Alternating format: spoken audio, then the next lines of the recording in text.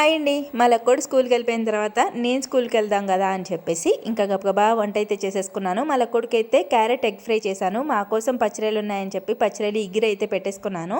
వంట అయితే అయిపోయింది. నేను కూడా రెడీ అయిపోయాను. బ్రేక్‌ఫాస్ట్ తినేసి బయలుదేరిపోవడమే. ఇంకా నేనైతే బ్రేక్‌ఫాస్ట్ కన్నా ముందు నువ్వుల లడ్డు అయితే తిన్నాను. నువ్వుల పల్లీల లడ్డు అనమాట. మా లక్కోడి కోసం చేశానండి. చాలా హెల్తీ.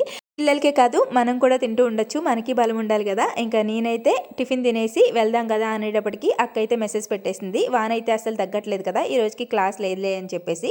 ఇంకేం చేస్తాం క్లాస్ లేదు కదా అని చెప్పి ఇంటికిచ్చిన హోంవర్క్ అంటే ఫస్ట్ నేర్చుకున్న డ్రెస్ అయితే కుట్టమంది. నేను అప్పటి నుంచి కుట్టలేదు. ఇంక ఈరోజు ఎలాగో ఖాళీయే కదా అని చెప్పి టకటకా కట్ చేసేసి డ్రెస్ అయితే కుట్టేశాననమాట.